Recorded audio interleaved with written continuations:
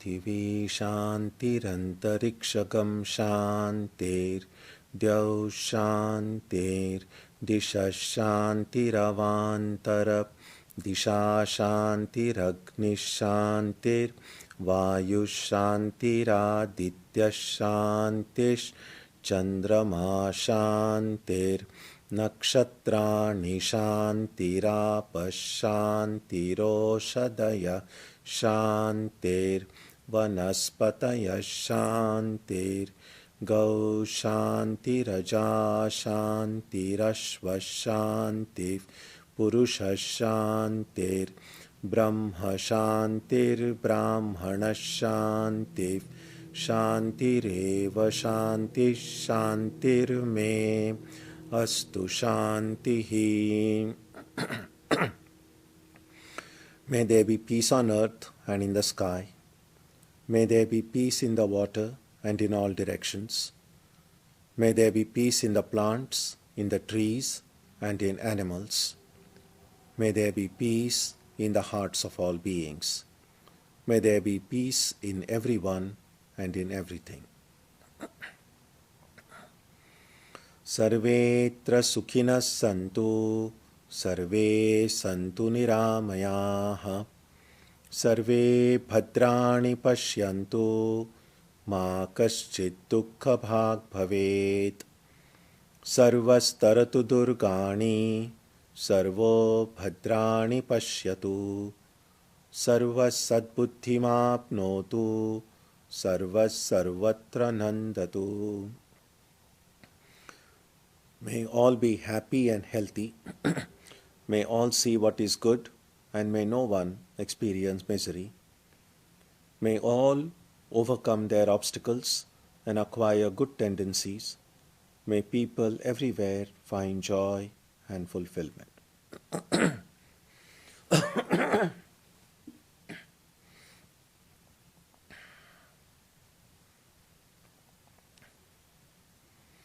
Let us now spend some time touching the center of peace and joy in our hearts. A good way to begin the practice is to withdraw the scattered energies of the mind and bring them to rest on one point. That point can be our own breathing. Let us therefore practice breathing with awareness. As we breathe in, let us visualize that our body and mind are being filled with love, strength, and compassion. And as we breathe out, let us release all the stress, anxiety, and exhaustion in the body and mind. Let us practice this way for a while.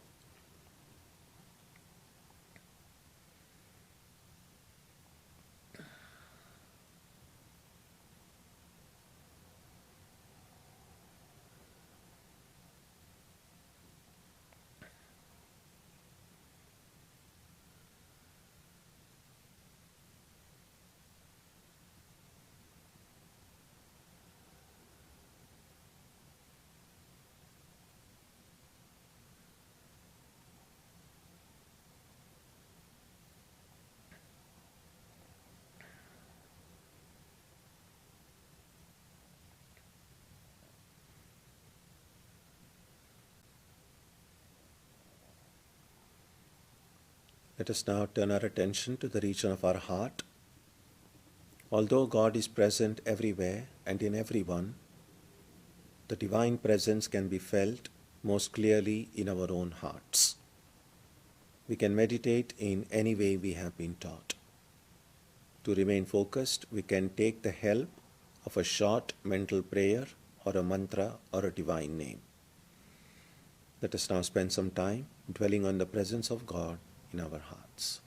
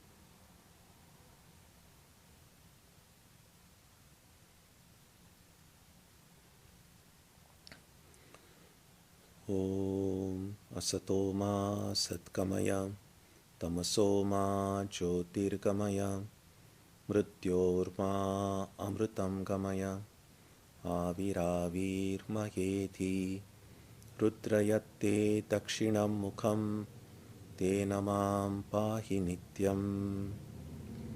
May the Divine lead us from the unreal to the real, from darkness to light, from death to immortality.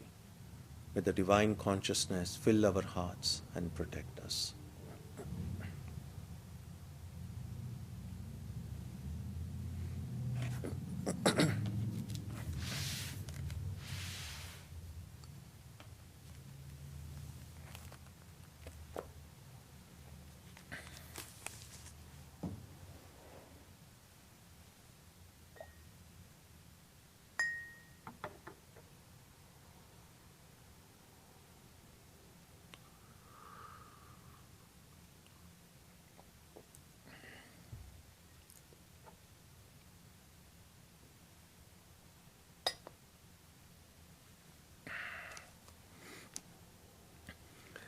Today we will take a look at some of the important themes that occur in chapter 7 of the book.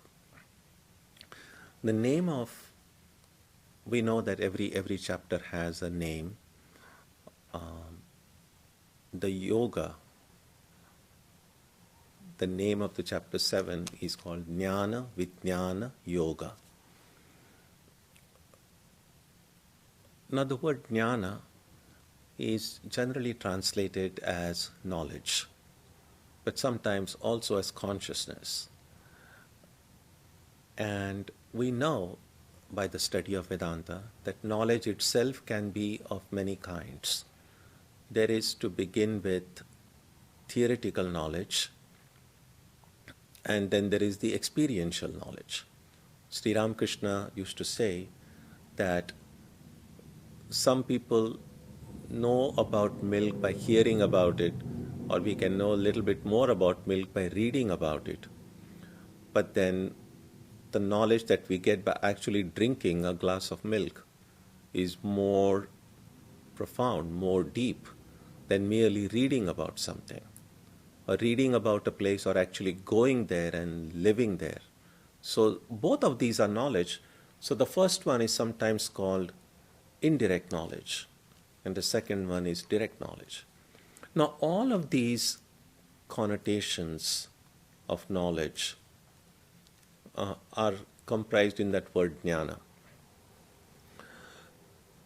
In fact, yesterday I was speaking with a group, and one of the topics that did come up was about the usefulness of translation, but also the limitations of translation. That when we try to translate a word from one language to another, what a translator tries to do is to find a word that best conveys the sense of the original term. Now, there are really no words which are exact meanings into different languages, because a lot of these words have a history. For instance, the word jnana in Sanskrit has a history of its own. The word knowledge in English has a history of its own. And so when we then try to equate the Sanskrit jnana with English knowledge, all the history attached to the word in that language also comes along with it, and may not always accurately convey the original term. It might add some nuance to it, or remove some nuance to it, or express some ambiguity about the original meaning. So all these complications can occur. And that is why, especially when we study scriptural texts, ancient scriptural texts, and most of us tend to study them in translations, we have to then not depend exclusively on translations, because we have seen even the Gita, if you have one translation done by somebody, and you take up, maybe test out 2 or 3 other translations, you'll find they are not exactly identical. And then the question would be, well, which of these is conveying the meaning of the original in the most accurate way? And what often helps is reflecting on the meaning of the verse, reading commentaries on it.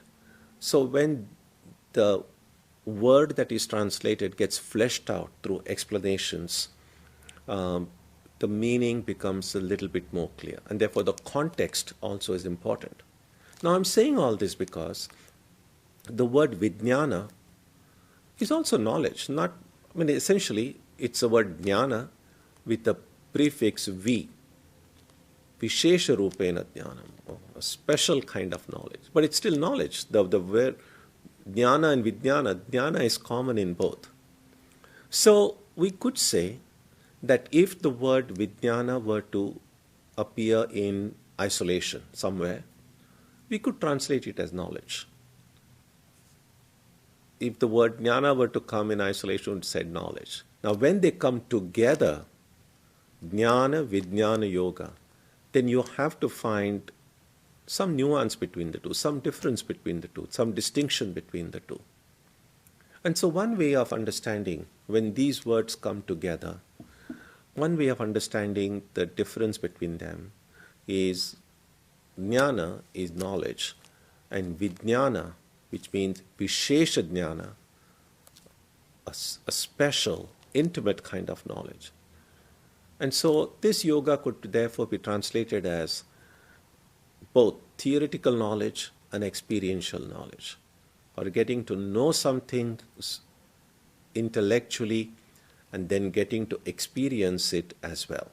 So that is how this chapter 7 begins, by Krishna telling Arjuna that I will now give you both Nyana and Vidyana. Not only the theoretical understanding of something, but also help you to know how you can actually experience the truth of that thing. So that is how the verse begins. The third verse is very interesting, very important, and statistically could be even a little bit discouraging if we are not brave enough, if we are not courageous enough. So the third verse goes like this. Manushyanam sahasreshu kaschit yatati siddhaye yatatam api siddhanam kaschin mam vetti tattvataha. One perhaps in thousands of people strives for perfection, and one perhaps among those blessed ones striving thus knows me in reality. So here is this one question that can often come. What chance do I have in getting enlightened? Statistically, how much chance do I have? In the last few days, we have had a lot of talk about polling and data. So what does the past data suggest about people who have striven hard for spiritual enlightenment, and how many have actually become enlightened? So this is a rather broad statement about the probability involved. And it says,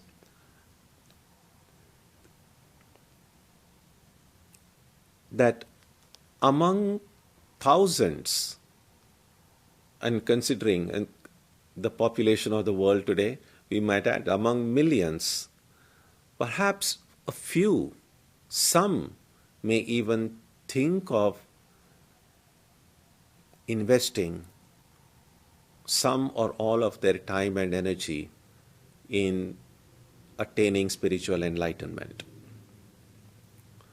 And we can see that while by and large people tend to be religious, even when they don't identify themselves as religious, there is some corner of the heart, many people do believe that there is something more to life than what meets the eye.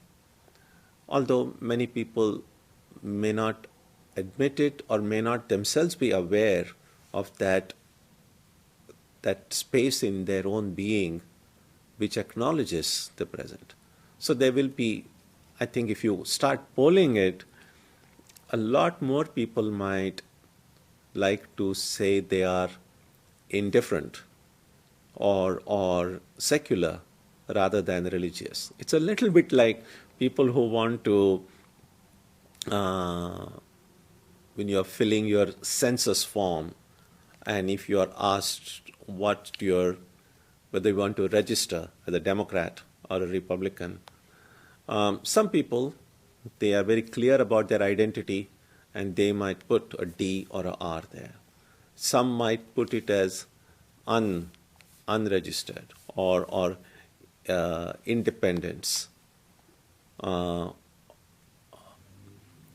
all those who put themselves as independents doesn't mean that they don't have a leaning toward one or the other of the two, but they wouldn't want to identify themselves as such. Same is true about people who think they are religious and people who say they are not. I would hazard the guess that many people who don't identify themselves as religious have a space in their heart somewhere where the religious and spiritual ideals are acknowledged, are accepted, but one doesn't want to affirm that for whatever reason. It just remains in some corner of the heart, and one may like to think of oneself as, oh, I don't believe in all that. I'm a very secular person. But that's not really the main point that I wanted to emphasize. The idea is that even in the world that we live in, we know that while many may be religious, people who take spiritual life seriously are relatively very few. People who have a daily practice, whether it's of prayer or study or meditation, and who do it regularly without fail, such numbers are very small. And so Krishna says here that among hundreds and millions, perhaps one or two or maybe few even strive for enlightenment. And among those who strive for enlightenment, so first of all, your number gets reduced considerably by the people who strive for enlightenment. And among those who strive for enlightenment, perhaps one or two may become enlightened.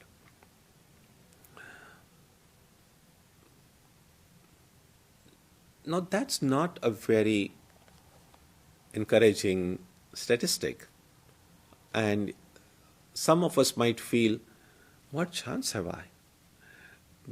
The Vedic sages and some of these great mystics we read about, they prayed so often and so long.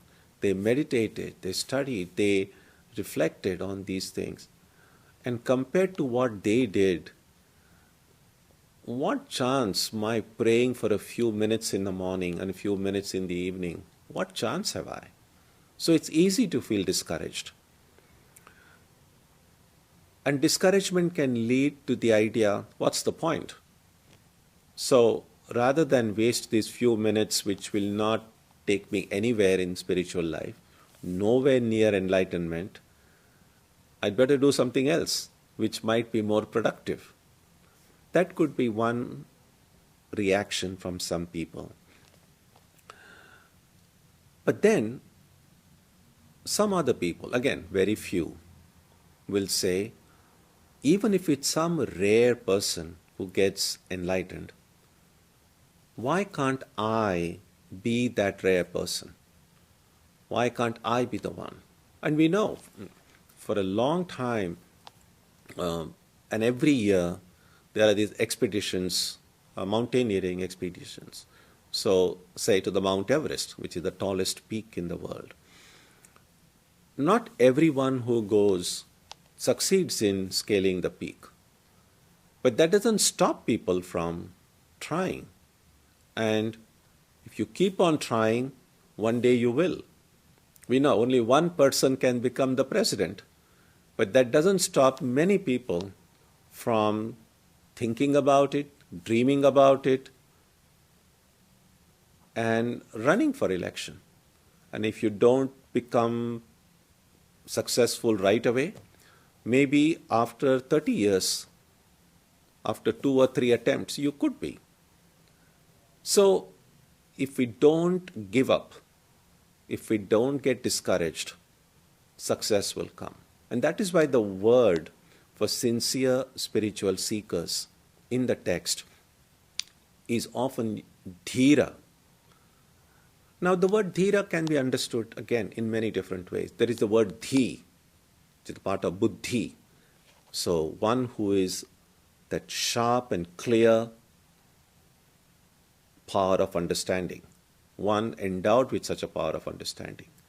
But the word dhira in Sanskrit, the more common way of understanding that word is one who is brave, one who is courageous. In fact, the Upanishad says, Nayam Atma Balahinena Labhyaha. Na Ayam Atma, this Atman, Balahinena na Labhyaha. Bala means strength. Balahina means one who is without strength. So, Labhyaha, attained. So this Atman, the spirit, cannot be attained by one who is without strength. And that strength is not the strength of the muscles or the biceps. That strength is the inner strength. That is where this courage, that grit, that determination comes. So even if it is said that maybe among millions, maybe one person will succeed in attaining the highest, a brave and a true spiritual seeker says, I will be that one person. So no matter how often I fail, no matter how often I feel that I won't be able to do it, I'm not going to give in to such negativities. Rise up after every fall and start marching. And to such a person, success will come. There is this one very often quoted Sanskrit verse which says that success can come only through striving, only through struggle, only by not giving up. Success cannot come merely through daydreaming. Udyamena hi siddhyanti. Udyama means with striving, struggle. So all the dreams can be fulfilled only with real hard work and struggle. And then the second line of that verse says, Nahi suptasya simhasya pravishanti mukhe. Nahi suptasya simhasya pravishanti mukhe mrugaha. I may have gotten an interchange of word here and there. So it means that in the mouth of a sleeping lion, animals are not, or deers are not going to go and offer themselves in the mouth of a sleeping lion. If a lion wants to hunt a deer and eat it, the lion has to work for it. And the lion may not always succeed, but they don't stop trying because there is a hunger. Hunger will make them run and catch their prey and eat it. The important question is how hungry we are, how hungry for God we are, how hungry for enlightenment we are. So oftentimes when we don't strive hard enough or when we give up easily, one of the major reasons why we do that is that we are not hungry enough. If there is that real hunger, then we will not give up very easily. That's the idea. So that's what Krishna is pointing out to Arjuna here. The reason is that here, I'm here by your side. I'm happy to give you this both Nyana and Vidyana. And this knowledge is so precious, so valuable, that if you don't make good use of it, you are really going to miss something which is extremely precious. Because this is so precious that one perchance in million would even want it. And among those who want it, among the millions who want it, only one may succeed in attaining it. And so that's how Krishna begins this chapter. Let's look at the next 3 verses, 4, 5, and 6. Bhumirapo nalo vayuhu khammano buddhirev cha ahankaram iti yamme bhinna prakritirashtadha apareyamitastvanyam prakritim vidhi me param jiva bhutam mahabaho yayedam dharyate jagat etadhyonini bhutani sarvani tyupadharaya aham kritsnasya jagatah prabhava pralayas-tatha. Bhumi, earth; up, water; anala, fire; vayu, air; kha, ether; mind, intellect, and egoism. Thus is my Prakriti divided eightfold. This is the lower Prakriti. But different from it, know thou, O mighty armed, my higher Prakriti, the principle of self-consciousness by which this universe is sustained. Know that those 2 Prakritis are the womb of all beings. I am the origin and dissolution of the whole universe. This is a very interesting set of verses. Krishna is pointing out here what he says are 2 Prakritis. In a very broad way, we could say 2 aspects or 2 natures. Again, Prakriti is one other word. It's not very easy to find just a one-word translation into English. And therefore, in this translation, they have simply kept the word Prakriti. So, Krishna says the first, the lower Prakriti, the lower manifestation of that reality, he says is eightfold. He says it's earth, water, fire. You can see the first 5 of these 8 are what are often known as the 5 primal elements. And I think this will be a good time to understand how Vedanta explains or how Vedanta describes the material universe in which we live. How did matter, or what was the origin of matter? How did it evolve? And how did all of this, including our own body and mind, where do they all fit into this material scheme? And behind all of this, as Krishna says in verse 5, is the higher nature, which is pure consciousness. So there are these 2 entities. There is consciousness on one side and the material universe, matter on the other. In Sanskrit, consciousness is sometimes called Chit or Chaitanya, and matter or material is called Jada. So there is this material world, Jada Prakriti, and then there is the Chit, Chaitanya. So everything that we encounter today is a combination of consciousness and material thing. And we can look at that in our own lives, in our own personalities. So every one of us, the way we understand ourselves, there is a material component to our being, the body which, when I say I am sitting here, I'm really saying this is me. But this that I'm pointing to now is actually a part of this world. The body is a part of this world. We know the chemical composition of our body. We know that it is made up of atoms and molecules.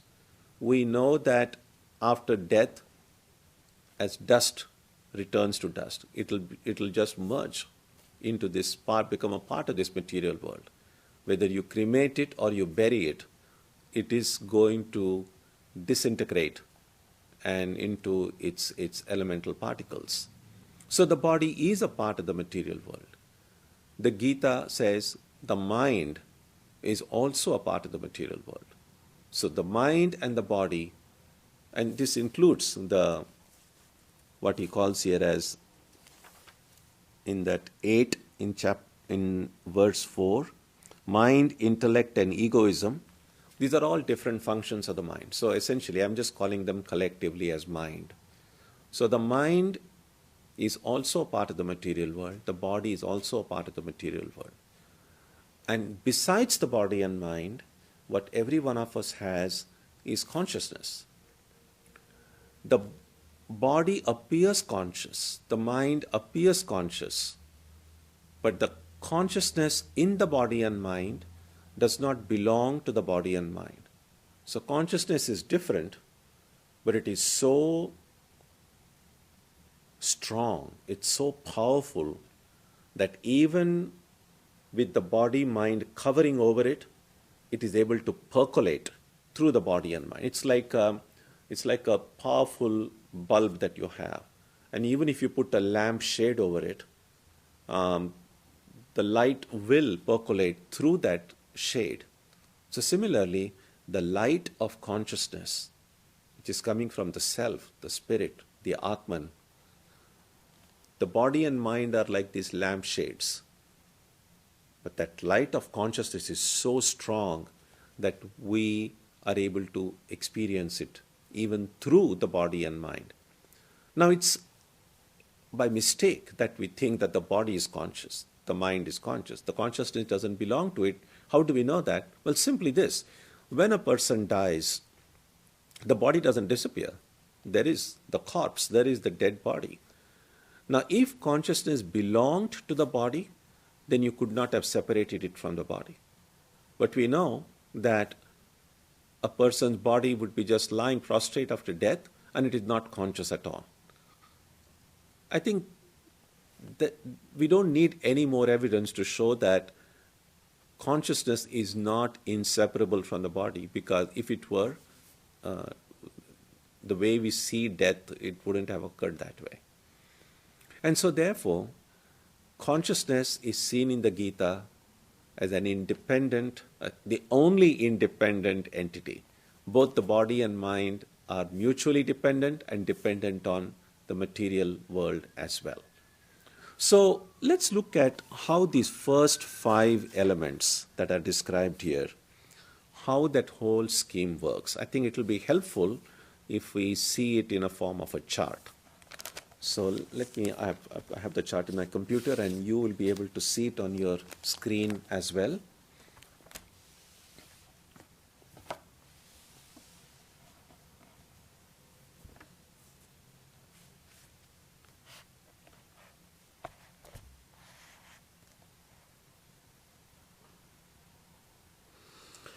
So as you can see, there is a small chart I had made many years ago when I gave a class on Panchadashi.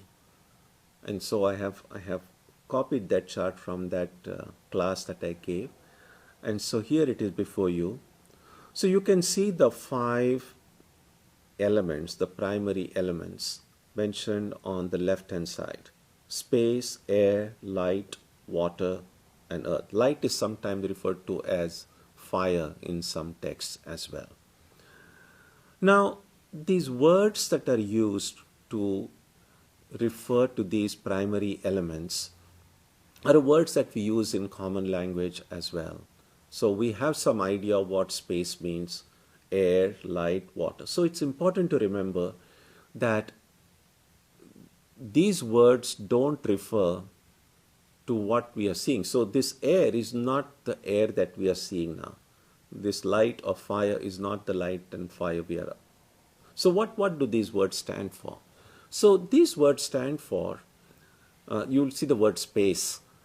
In many old English translations of a previous generation or a generation prior to that, the word space was often, the word akasha in Sanskrit was often translated as ether. And maybe if you have a very old translation, you might find some people translating it as ether. But a better and a more accurate translation of the word akasha is space. So what the Upanishad says, the Taittiriya Upanishad, begins this way, that there was only this one reality, the Atman, the Self, that alone existed. The first change, or first transformation, or the first thing to emerge from the Atman was space. Now how, of course, something that we have seen many occasions before, but nevertheless good to remind ourselves, we could say, how can anything emerge from the Atman? The Atman is not some kind of a bag that, whoa, space comes out and this comes out. It isn't like that. So Atman is one, undivided, unchanging. Nothing can come from Atman. And yet, we say, well, this is coming from the Atman. So what does it mean? If nothing can come out of the Atman and something seems to have come out of the Atman, the only way that can happen is if it has not really happened. If it is only an apparition, it's only an imagination. And we might say, well, is it possible for something to be seen to have happening while not really happening? And that is why I often go to the example of a dream. Now in the dream, something seems to be happening, because that's why when we dream at night, we go here and there. But has it really happened? No. So it's possible that something may not happen really, and yet may seem to have happened. So that's how the Upanishads describe it. The Atman is always non-dual. The Atman is always infinite, always unchanging, always without any kind of a transformation. And therefore nothing can change it. And yet something seems to have changed it. And that's why it always begins with ignorance. When the Atman forgets that it is unchangeable, then it seems to change. And the first change that occurs is the appearance of space, or akasha in Sanskrit. Now, the Upanishad says, Tasmadvai Atmanaha Akasha Sambhutaha. The first Akasha came. Then Akashat Vayuhu. So from space, Vayu or air emerged. Vayor Agnihi. From that light of fire emerged. Agner Apaha.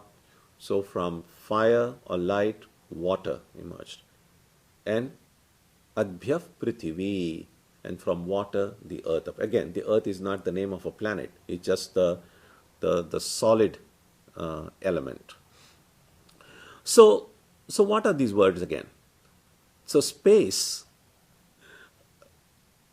before I go there, as you can see, this kind of, now the colors are just random. It isn't like that this is just for visual understanding. Now each of these elements is associated with a certain quality or a certain sense experience. So the quality of space is sound. The quality of air is touch. The quality of light is sight. The quality of water is taste. The quality of earth is smell. There is a school of philosophy in the Indian subcontinent, and that is called Nyaya. Now they have done a deep study and exploration of this way of thinking, and so they go much deeper into why space is connected with sound, why air is connected with touch. But we don't need to go into those technicalities now. It's enough in a general way, just for our own remembrance. We could say, of course, we know that sound does travel. Even if people are separated from one another, the sound travels through space. Air, if there is a breeze, we can feel the touch, the breeze, the wind. Light, of course, clear, connected with sight. Water, with taste. And how is the earth connected with smell? And then these old texts say that you get an idea of it the first rain of the season. Now, we don't have a dedicated rainy season here, but in many tropical countries, after a fierce summer, when the monsoons arrive and the rain first falls and you go out for a walk, you get a kind of a very earthy fragrance just from the soil. Sometimes we do it here as well. We just go out after a dry spell for a long time, and then you have some showers, and you can go out into the garden, and you just get that fragrance. So these are some of the ways in those old texts, and this is not the only, and this is a very simple way that I have tried to express to you, but they go into details about why each of these qualities is associated with each of these elements. But take a look at that chart once again. So first thing to appear, you just find a one rectangle there, that is space. Now space is not this space what comes before our mind when we say space. Space here, or akasha, means the potentiality of this quality of sound. So that which makes it possible for the sound to be transmitted, a sound to be heard, a sound to be received, that potentiality is the first element. And you can understand that just because it's a potentiality, it's very subtle. It's very subtle. And so subtle that you can't even think about it through your mind. So space here in this diagram is only a potentiality for sound. Then from space, Vayu, or air, emerged.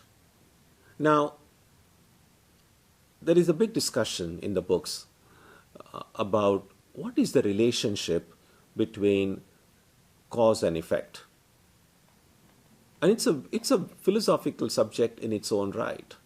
Is the effect different from the cause, or is it same as the cause? If the effect and the cause are completely independent and different, then why call them cause and effect? So there has to be some relationship. We cannot say that the cause and effect are one and the same. Then why call them by two different names? And so sometimes Swami Vivekananda in his works has sometimes expressed it this way. He says the effect is nothing but a cause in another form. So we could say something of the cause is transmitted into the effect. The effect may have an identity of its own, but it also carries something from the cause. And in some ways we can understand that every baby carries something from the parents. There are certain hereditary characteristics that get transmitted from the source to the one that comes after it. But that doesn't mean the child is completely identical with the parent. The child will have some characteristic, some quality of their own, in addition to certain things inherited from the parents. So think about it this way here. So let's say the air is a child of space. So it inherits the quality of sound, and in addition, it has the quality of touch. So the air has a potentiality of touch with its own, and the inherited potentiality for sound from its parent space. So you can see as you go down that table, you will see that light has its own quality of sight in addition to the two qualities inherited from its parent and grandparent. Water will have taste in addition to the three qualities before. Earth, the quality of smell in addition to these four qualities before. So look upon these 5 elements. The first 5 of the 8 ingredients that Krishna refers to as the lower nature, lower prakriti. So the first 5 are these potentialities for these different kinds of sense experiences. I would like to show you now another chart which will give you a little bit wider focus. Now we know that everything in this world is filled with 3 gunas. And all of you are familiar, the sattva, rajas and tamas. So the scheme that the Gita and other Vedanta texts present us, it shows us how our different sense organs, the organs of knowledge, the senses of knowledge and the senses of action. In Sanskrit they are called Jnanendriya. Indriya means sense. So Jnana Indriya, the senses of knowledge, Karma Indriya, the senses of action. Now everything has come from these primary elements. But how have they come? So in this chapter will give you some idea about how the scheme is presented in Vedanta texts. So again, look at the left hand side. So you have space, air, fire, water, earth. Now the senses of knowledge that we have, each of these senses of knowledge have come from the sattvic portion, the sattva part, the sattvic part of every one of these elements has produced the different senses. So the sattva part of akasha or space produces my sense of hearing. The sattva part of vayu or air produces my sense of touch. The sattva part of fire produces my sense of sight. The sattva part of water produces my sense of taste. And the sattva part of earth produces my sense of smell. So the senses of knowledge appear in our personality. The constitution, the constituents of the senses of knowledge are the sattva portions of these primal elements. Now what about the mind, which is sometimes called the inner instrument? Antahkarana. Antah means inner, karana is an instrument. So antahkarana is the inner instrument. Now the mind is made up of all the 5, the sattvic portion of all the 5 elements taken together forms the mind. And it's understandable why and how, because the mind is where all of these sense information, the sensory data gets coordinated. And so it will need the input from all different elements. While the different senses, they have a more specific duty. So our eyes can see, but our eyes cannot hear. Our taste, we can taste through with our tongue, but we cannot see with our tongue. And so on. So each of the senses is doing a very specific task. The mind is kind of like the hub, the coordinating. All the sensory data is finally brought to the mind and the intellect for processing. And so the mind and the intellect is made up of the sattvic elements of all the 5 primary elements. Now coming to the rajas, the rajasic part of the 5 elements, again exactly in the same way, each of these primary elements produces or it constitutes each of the 5 senses of action. So the sense of speech comes from space, hands, feet, excretion, reproduction. And you can see the correlation between it. Because the sense of speech comes from space, which is also gives hearing, that's why speech and hearing are connected, and so on. Again, this is just a very broad outline. And then life force is prana. So the prana that we have, the vital forces within us, sometimes they are subdivided according to the functions they have into prana, apana, samana, udana and vyana. So these vital forces, these pranas, collectively they are simply called prana.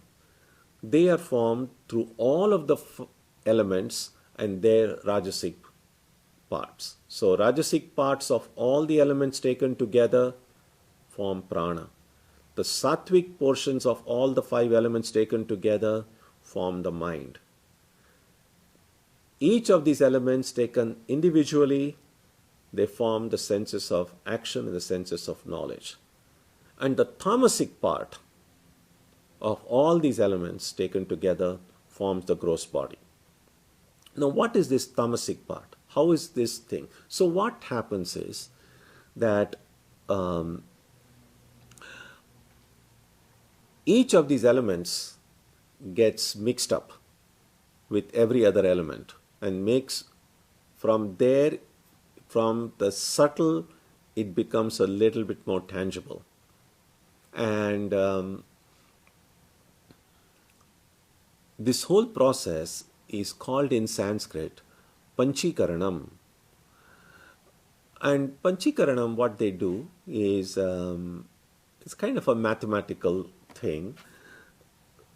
Very briefly, let me put it simply this way, that if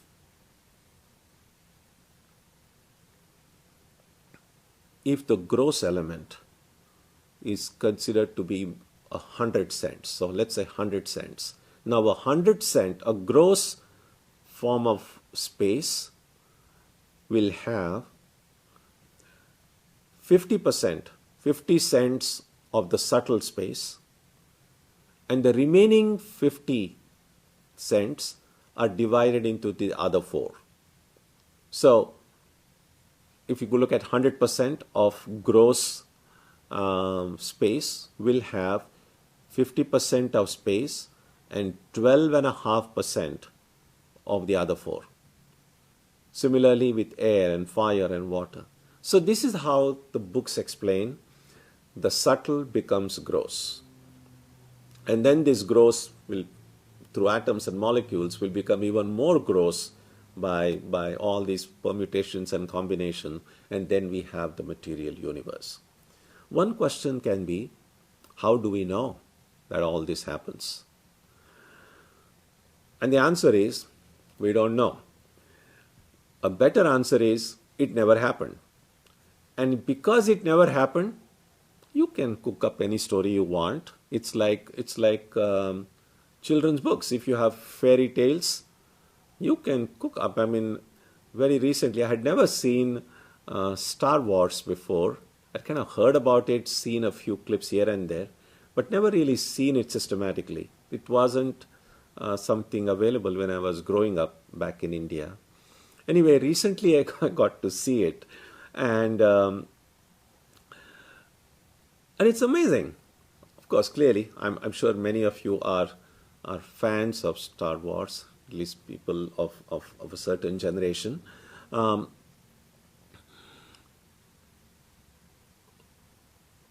what was interesting in that is you have all these different kinds of creatures. I mean, there are human beings, of course, there. But besides human beings, there are lots of other creatures and some amazing appearances with eyes somewhere and you know. Now we could say, how do they know that those creatures were like that? And the answer is, they don't know. And what does it even matter? Did all these wars really happen on some different galaxies? No. How do we know? And yet we can enjoy it. We can talk about it. We can discuss it. Maybe we can learn a few lessons from it. So the Upanishads describe this way of division, but they have not made it into a dogma. They are not saying this is exactly how it happened and just believe in it. What they are saying is, this is one way of understanding it. If for whatever reason you don't like it, that's fine. You create your own scheme. Because ultimately, it never really happened. But just to go back to the way it is described, so the process called Panchikarana, these 5 elements then, which begin with just the potentialities of these different sense experiences, through all of these processes of combination, ultimately become tangible. And then through that, all of this material universe has emerged.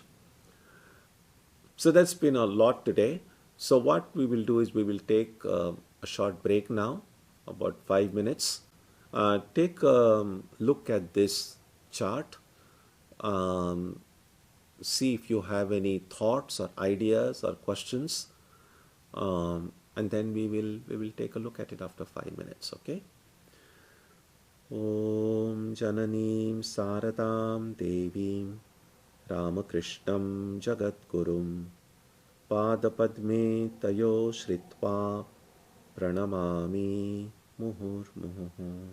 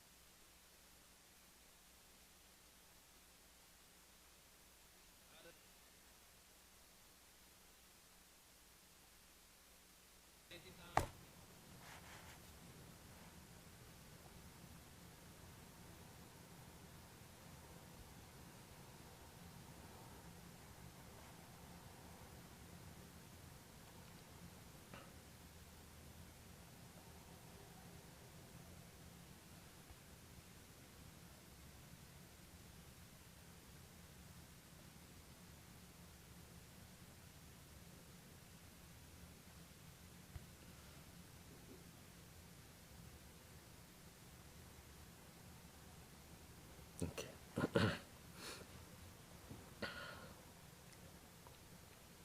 So let's take a look at the questions. At any given time, few die, but eventually everyone is destined to die. Similarly, at any given time, few attain enlightenment, but eventually everyone is destined to be free. Any merit to this?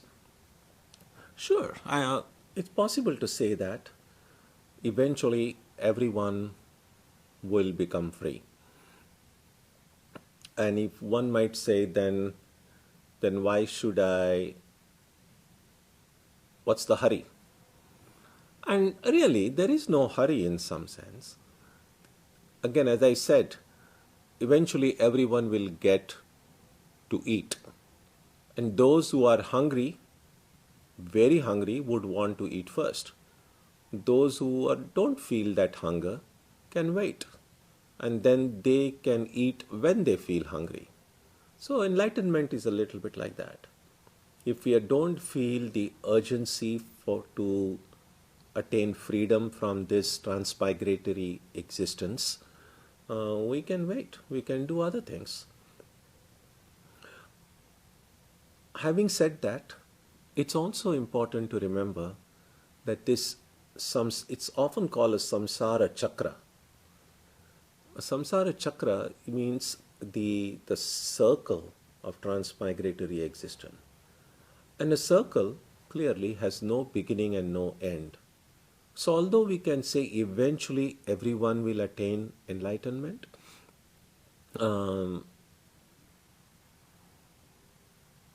it's also possible to see that enlightenment cannot occur if I keep on moving into the circle. The circle will not on its own break apart. At some point, I need to feel the need to get out of that vicious circle of transmigratory existence, of samsara. So, everyone will eventually become free, can be understood not in the sense that it will happen automatically without any initiative on my part. It can be understood in the sense that if I don't feel hungry now, eventually at some point in the future, I will, and then I will become free. And then there is a third way to look at it, and that would be, what everyone? Which everyone? There is just the Atman. There is no everyone. It's a little bit like asking then, when I wake up in the morning and my dream ends, will everyone else I met in my dream, when will they wake up? And you could say, well, eventually all the people I met in my dream will also wake up. Or you could say, there was nobody else. I was the only one there. And so, from that perspective, there is no everyone. There is just me, the ignorant, deluded me, who is sleeping and dreaming all this. And eventually, if and when I get out of my dream, even if and when I wake up, then the dream will end. The dream will not end until I wake up. And I won't wake up until I'm enjoying this dream. I won't wake up until I feel I need to get out of this dream. Because if I'm enjoying it, why would I want to get up? And so, again, there is a limit to how far you can take this analogy. Because we might say none of us can sleep indefinitely. So the dream analogy is given to convey a certain point. If you stretch it too far, then it won't work. Why does Krishna mention this remote chance of enlightenment to Arjuna? Especially since it's so discouraging. Is there a purpose here? One thing to remember, that Arjuna here is only an excuse in some ways, in the sense that Krishna is passing this knowledge and insight to all of us, not only to Arjuna who was there right in front of him. So through Arjuna, he is really addressing the generations of spiritual seekers, including you and me, that this is something very precious. This is something that will free me from all problems forever.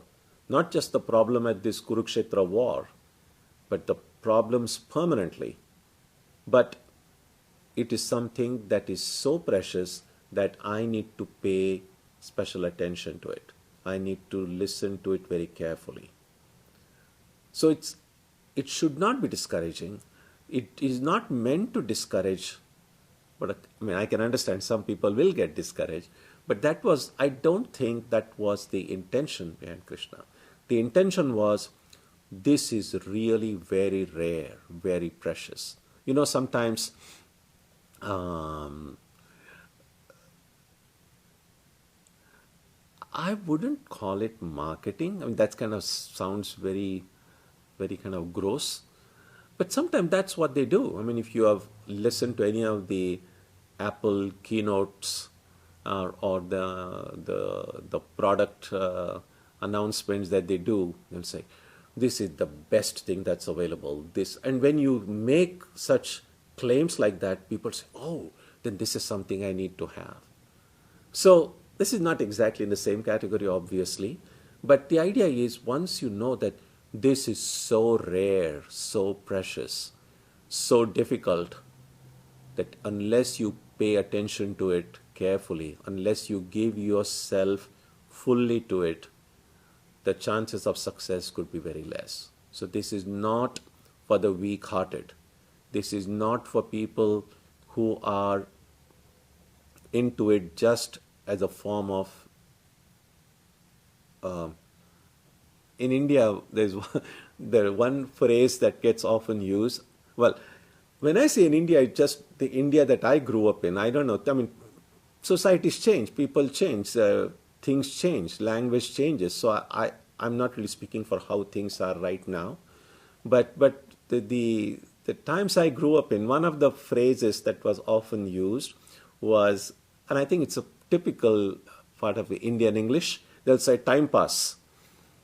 That is, you're doing something with not any particular specific motive other than, I just want to while away my time. And so they simply used to say time pass in many Indian languages. And so if somebody is taking up spiritual life, a study of the Gita is, I have nothing better to do, just it's kind of good. Everybody said read the Gita, so I'm reading the Gita. It's not going to work. Well, you'll get some benefit clearly. It's not that it's totally useless, but if I want to really benefit from the teaching, then I need to recognize how rare and precious that is. I think that is more the intent than discouraging anyone. I mean, why would Krishna want anybody to discourage us? That's how I see it. Yeah. Next question. Does the Jnana lead to Vidyana, or are they two separate types of realization that are connected to each other? They are connected to each other. So here, Nyana and Vidyana, because they come together, Jnana can be understood as indirect knowledge. And an indirect knowledge can come through study of books, through listening to lectures, through discussion with friends. It's a conceptual knowledge, a knowledge that helps clarify our intellectual understanding. And Vidyana is actually experiencing the truth. So Jnana will be the Atman is infinite. The Atman is birthless and deathless.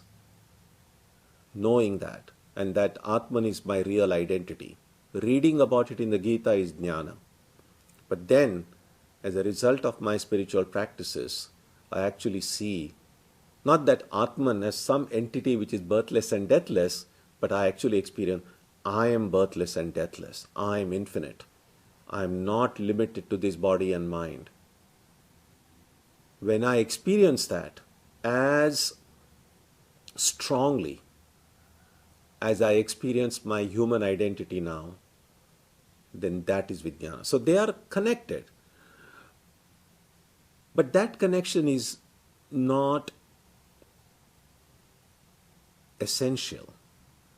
I say that because it's not necessary that everyone has to study the Gita and the Upanishad first, understand it intellectually first, and then realize it. There are many who didn't read any of these things. But they were ready for that. They just heard the teacher tell them, and then they became enlightened. And oftentimes when such a thing happens, we often say, well, that was God's grace. So, what role intellectual understanding plays in spiritual life?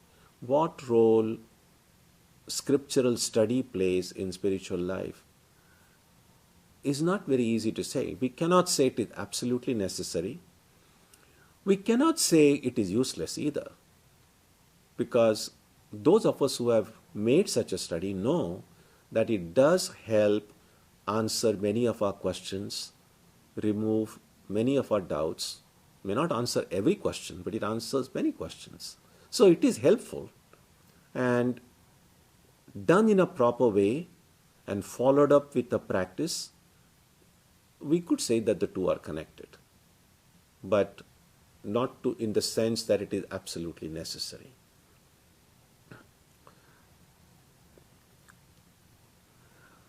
This external evolution would map nicely with understanding of evolution of the external world in modern physics.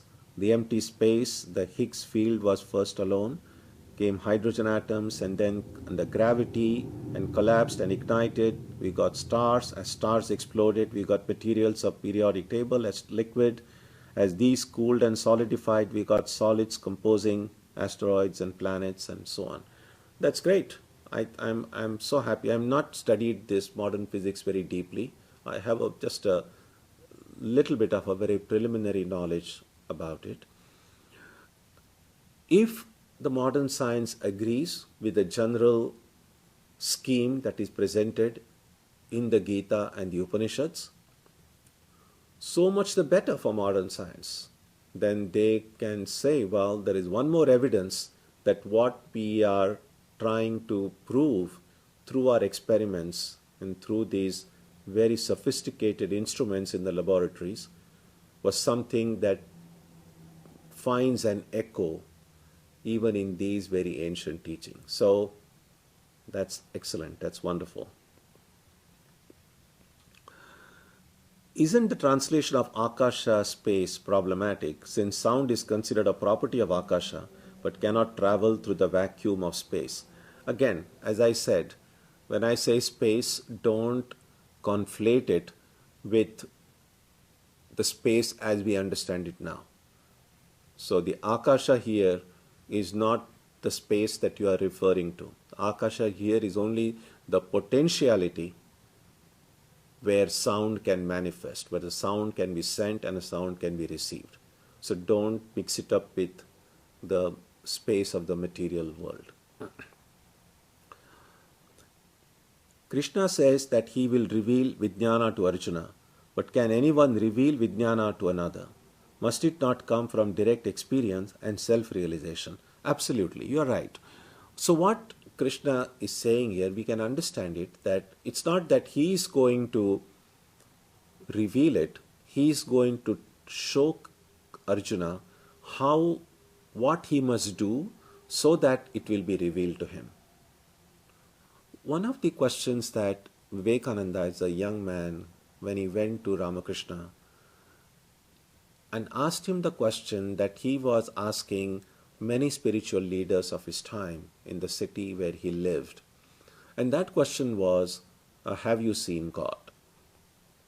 And Ramakrishna's answer now has become well known to students of Vivekananda's life. When Ramakrishna was asked, have you seen God? And his answer was a very definitive yes. I have seen, and you can see him as well.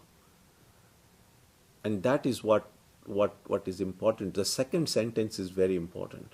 You can see him as well. Sometimes people misquote those words, and then they say, Ramakrishna said, I have seen and I can show him to you as well.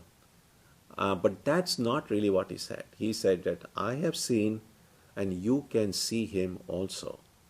So it's a very good question and comment. Yes, that Vidyana cannot be given, but the way to attain Vidyana can be shown. And if that way is practiced sincerely by the student, then that student will have a direct experience.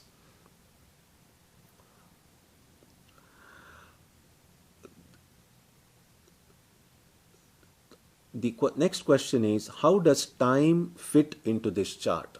Now, everything cannot be fit into the chart. I mean, this chart is only a small section of a larger scheme of things. Time is already inherent in it in some way, that because when you say that air came out of space, time is automatically involved. When something comes after something else, then there is time involved. Time is nothing but a space. Again, I'm using the word space in a very special way. Time is nothing between that but a space between two events. So cause and effect. What connects the cause and effect? Because the effect comes after the cause, there is automatically a presence of time there. So when does time emerge?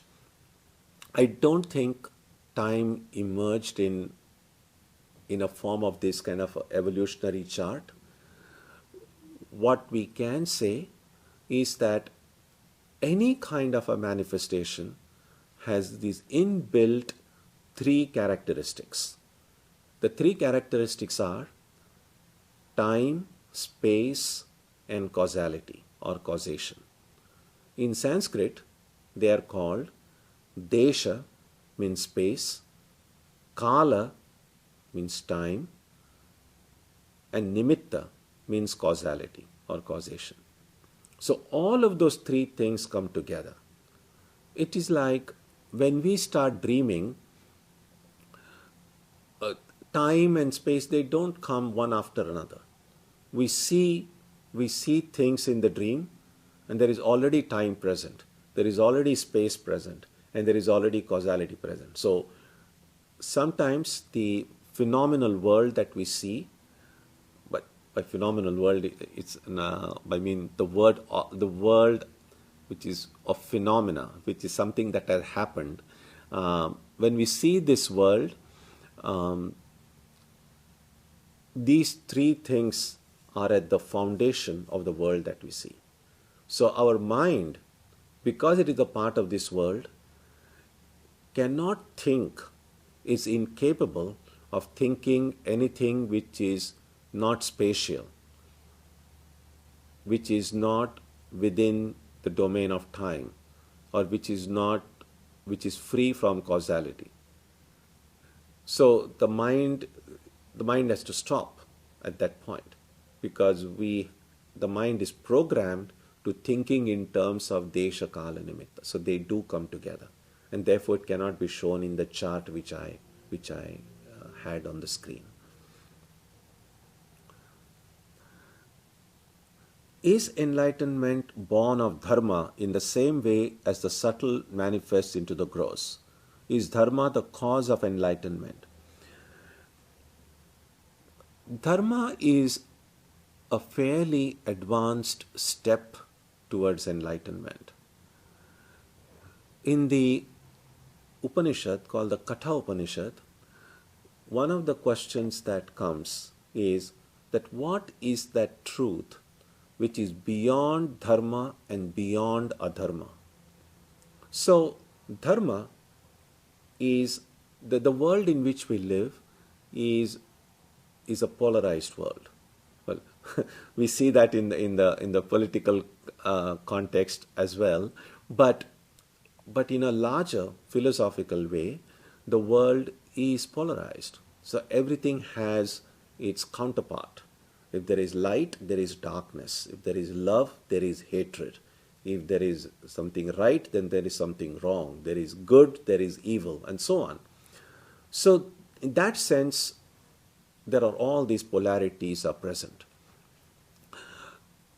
And so dharma has its counterpart called adharma.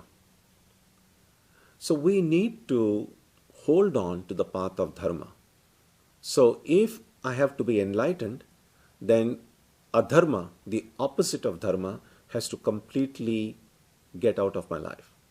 I cannot have adharma and be enlightened. It doesn't work that way. So I must strive to eliminate all adharma, eliminate all falsehood, dishonesty, everything that is negative, and have only dharma remaining. And dharma is a quality of sattva.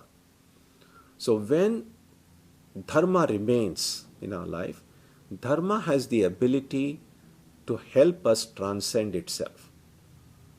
So dharma is not the same as enlightenment, but dharma can lead me to enlightenment.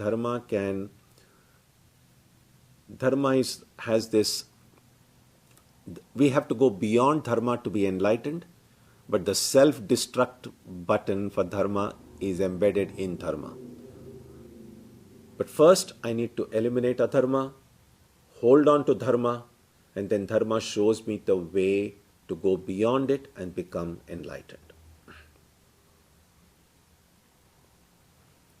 Why is tamas generally seen in a negative light? does it have any positive role in spiritual life? Yes, it does. Depends. That is what Sri Ramakrishna says, that we can turn all of these negativities in a positive direction. So where we direct this tamas or rajas can make it helpful in our spiritual life rather than an obstruction in spiritual life.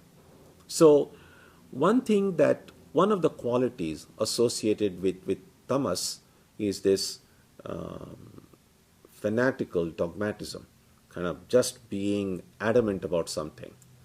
So if I can direct that kind of firm being adamant about attaining the reality and not resting until I do that, and that could be directing it towards God. Directing rajas also can be seen, again, where it is directed, it can be seen in a positive or negative light. So again, the rajasic tendencies, when I direct them toward God, toward my spiritual ideal, then it becomes positive. But yes, it's true. In general, tamas, because the dominating way tamas gets represented in the form of lethargy and sleep and destruction and violence, then it does appear very negative. So these destructive tendencies in tamas, if I can say, I'm going to destroy all the negativities in my life, I'm going to destroy all my weaknesses, then I'm kind of using a tamasic force, but to destroy what needs to be destroyed. So that's one way tamas could be redirected in our favor rather than against us.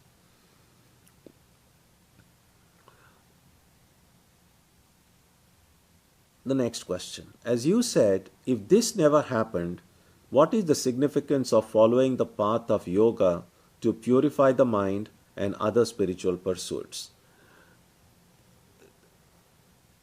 Well, if we know that it never happened, then you don't need to do anything. But right now, we do feel something has happened. The very fact that this question comes in the mind is because something has happened. Now, if something seems to have happened, then we need to do something to make it unhappen. I mean, think about this way.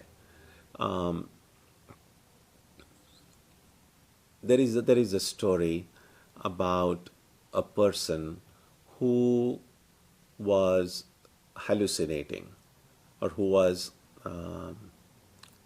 imagining, we might say. So this person was seeing snakes slithering everywhere. Now, if you're afraid of snakes, that's a terrible kind of an experience. No matter where you go, you see snakes everywhere. So then this person started, and the natural enemy of the snake is the mongoose.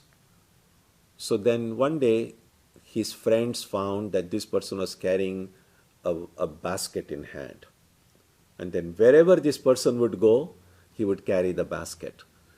So the friend asked, "What are you carrying in your basket?"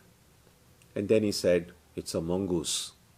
So anytime any snake tries to come near me, I'll release the mongoose on that."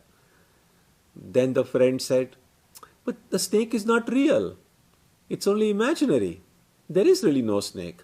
And then this person opened the basket and says, "As if the mongoose is real." The lot of times people, sometimes, and those of you who are for physicians or doctors may perhaps have experienced something like this. There are sometimes a patient will go to a doctor and say, "Something is wrong with me," or I feel this or I feel that. And you run all the tests and find really nothing is wrong. At the same time, if you just tell the patient, "Nothing is wrong, just go home, it's fine," the patient says, "No, but I am experiencing pain. How can you say nothing is wrong?" So likely the patient will think this doctor doesn't know anything, because my pain is very real and something is wrong. So if the doctor is a good doctor and has noticed that nothing is wrong, and simply telling the patient nothing is wrong is not going to help, because the pain will be there. And so sometimes the doctors will give what often gets called a kind of a placebo, give some kind of a seeming medication which doesn't do you any harm, but at least makes you feel that you are doing something to address the kind of problem you have. And there is a placebo effect. People are benefited by that. After you take that, you say, now I feel good about it. So that is what we need to do here, that we need to purify our practice yoga, etc., to purify our mind, because right now we do feel our mind has become impure. We do feel that there is some kind of a fall from grace. And that gets described in mythical language. It could be the expulsion of Adam and Eve from the Garden of Eden, or it could be an ignorance that has come over me. Whatever way we try to describe it, we know that things are not great right now, that things are not perfect. Now, as long as I feel that way, I need to do something about it.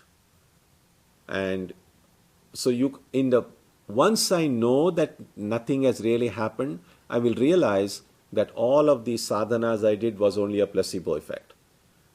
But only then. Right now, my pain is very real, my struggle is real, and so therefore the effect of spiritual practices is as real as the pain and struggle that I experience. So we have to see that nothing has ever happened is right now only intellectual knowledge. Well, our experiential knowledge is a lot has happened. And so that gap between my intellectual understanding of something and what my body and mind are experiencing right now, that gap has to be bridged.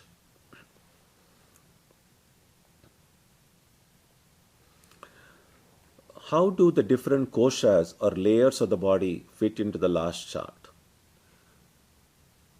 Again, please do not make the mistake of thinking that everything needed has somehow to be fought. I'm not made like some kind of a giant scheme by which every little concept can be fit into it. So if you really want to include the koshas in there somewhere, all that you could say is that the rightmost column, which says tamas and the gross body, you could say then that gross body could have these different koshas.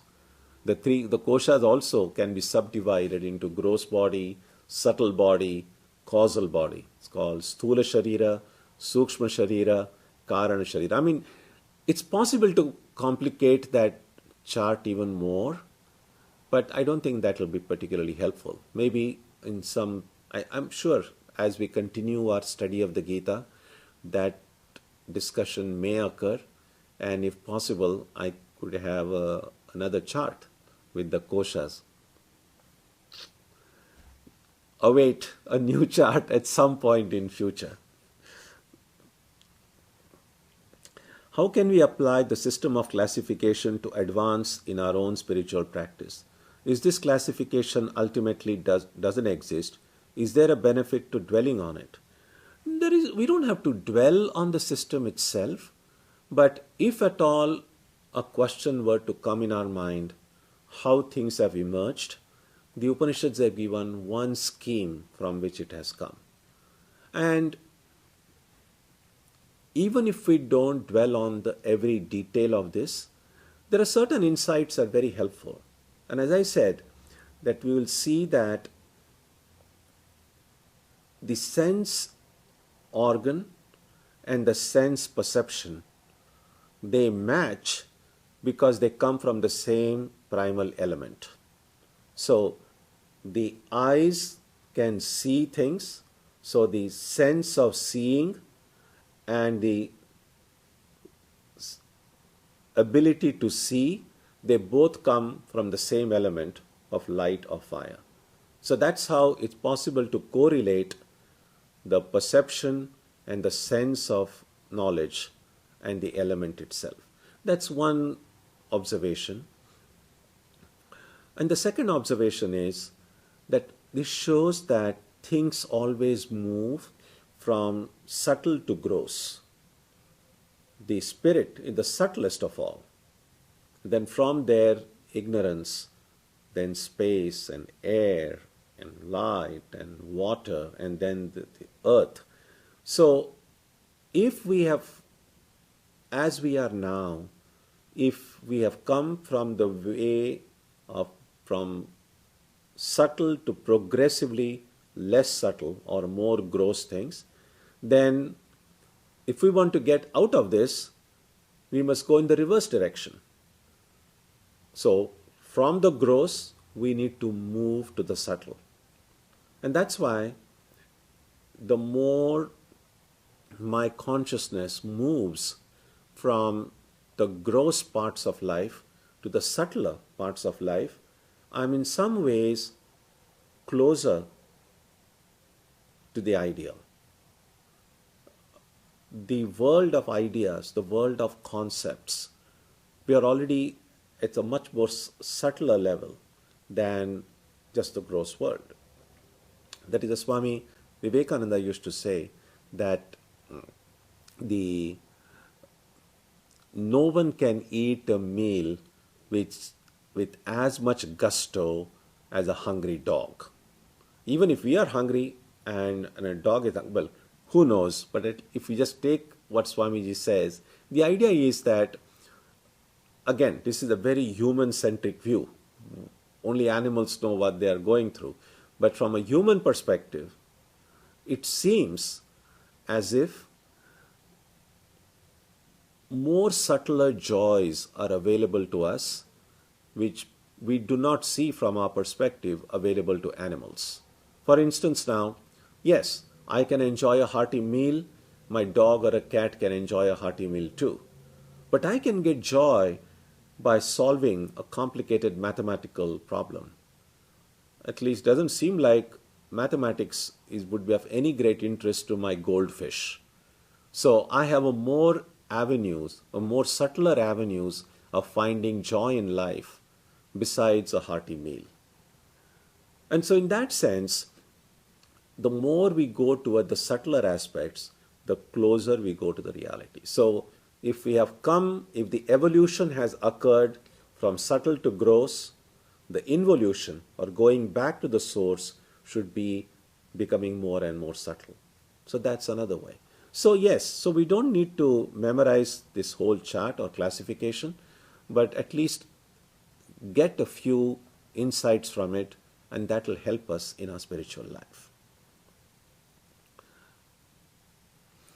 Do inhalation and exhalation of breath relate to prana in that chart? Does it imply that pranayama can control the life force? Yes, I mean pranayama, it's prana, and the ayama, the yama, is actually a control of prana. So by the word pranayama itself means controlling prana. What we must recognize is that pranayama, in practice, we try to regulate our breath and control our breath. The breath itself is not prana. The breath is one of the manifestations of prana. Prana itself is very subtle, as we saw. It's made from the rajasic elements of these subtle primal elements. So prana itself is very subtle.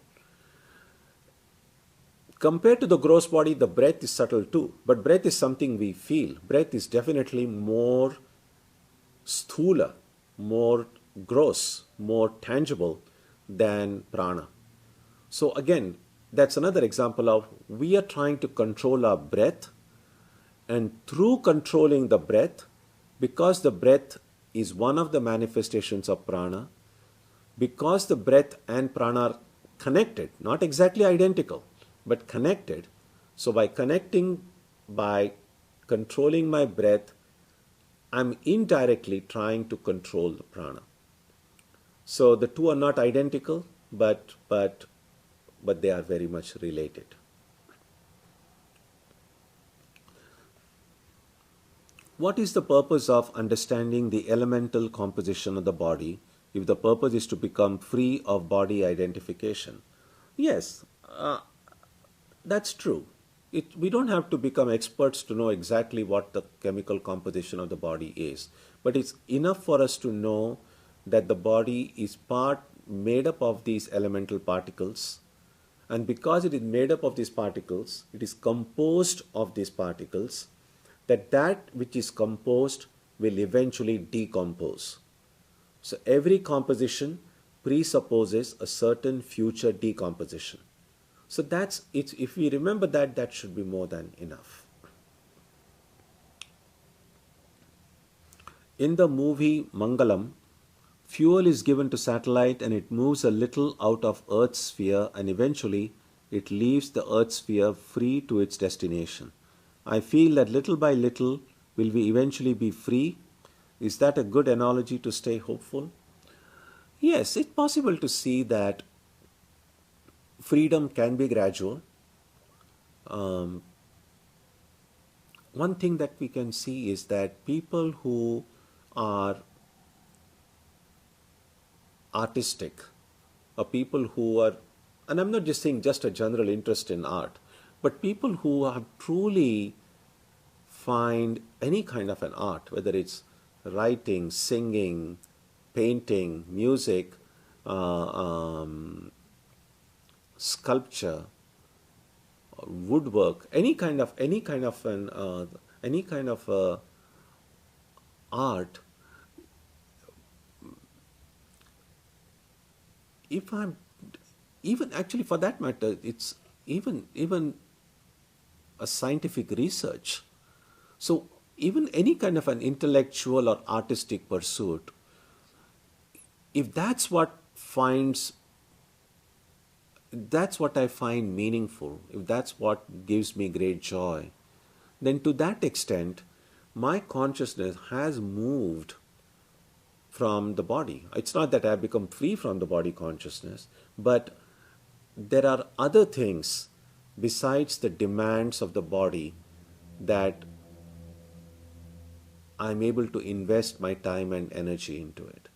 And to that extent, I have become free from the stranglehold that the body has upon us. We read in the lives of great scientists or great artists, when they are engaged in their pursuits, sometimes they have forgotten to have their meal.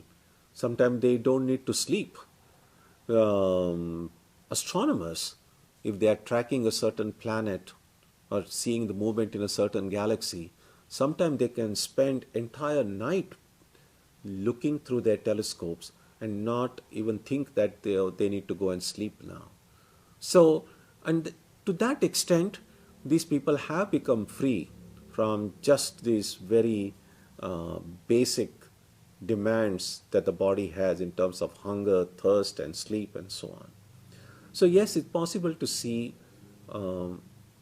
freedom being gradually attained when we move from the gross, the basic needs for survival to something which is more higher, more subtle.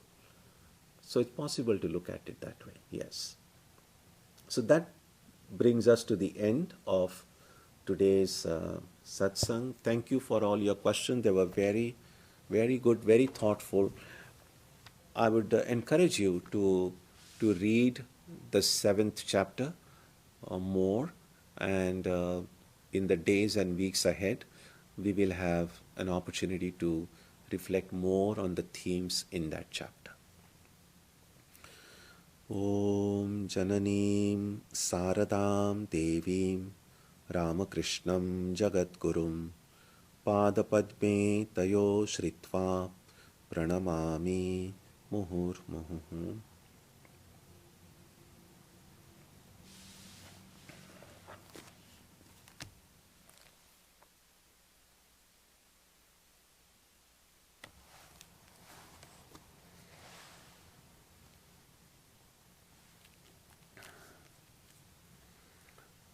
So next Sunday we will not have satsang because on Saturday we will have Kali Puja. So on 14th of November evening, the puja will start at 6 o'clock in the evening, and hopefully should be over by 8 maximum, I would think so.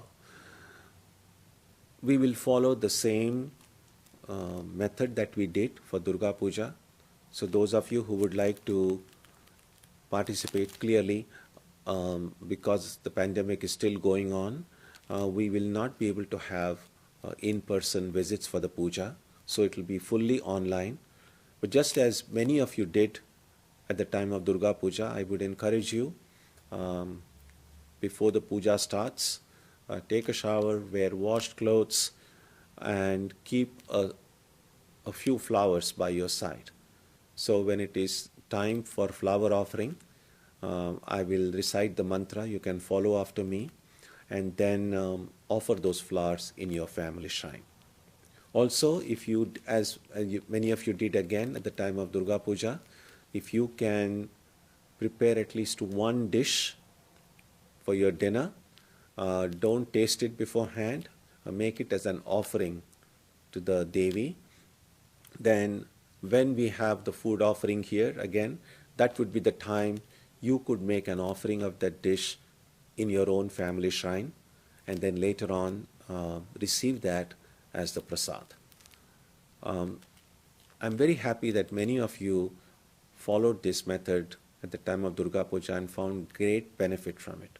So I would encourage as many of you as possible to try to do it on the 14th as well. So this will be on Saturday evening, 6 o'clock, and so Sunday, the day of Diwali, great festival of lights, we won't meet next Sunday, and we'll meet on a Sunday after that. So let's conclude with a prayer now.